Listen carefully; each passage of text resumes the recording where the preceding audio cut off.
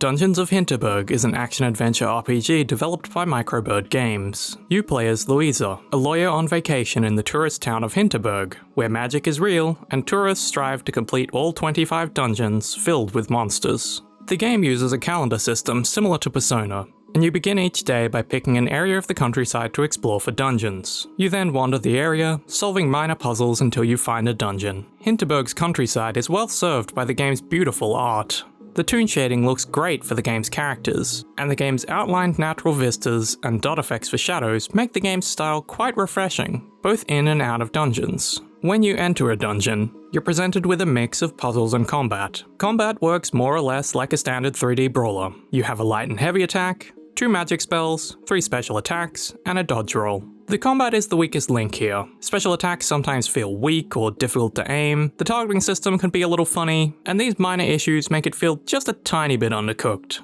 Despite its inconsistency, the combat is solid enough to support its 15-ish hour playtime. After you finish a combat encounter, you'll be able to explore the dungeon and find puzzles, often similar to those in Zelda games. Things like pushing blocks, hitting switches with your magic, snowboarding, and more are used to create paths to your next objective. While none of these puzzles are too hard, they usually have enough depth to them to provide a good break from the combat. A lot of the dungeons are themed around a particular gimmick, like Mario Galaxy-style planets, Monument Valley-style perspective puzzles, or a snowboarding dungeon. The uniqueness of each dungeon makes the game exciting. Sure, sometimes you'll get a relatively normal dungeon, but discovering the weird ones adds to the game's sense of wonder.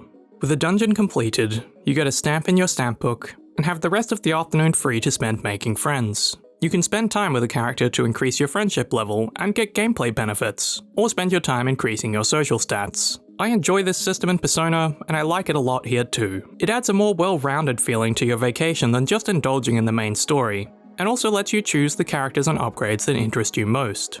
While out on the town, you can also buy equipment and upgrade your gear. The gear isn't too time-consuming to manage, but it ties into the RPG numbers underlying the combat, so it does matter.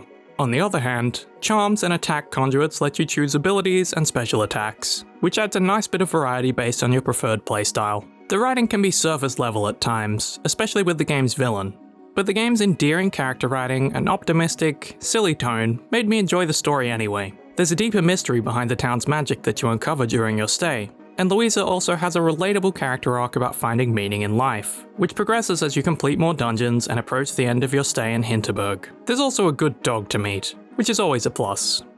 Each element of Dungeons of Hinterberg is good, but together, they create something that's even better. The blend of Persona and Zelda was a good idea, but it's the balance of gameplay styles, never spending too much time on any single one before moving you to the next, that makes this a vacation worth taking. Dungeons of Hinterberg is out now on PC and Xbox Series for $29.99, and is also on Xbox Game Pass.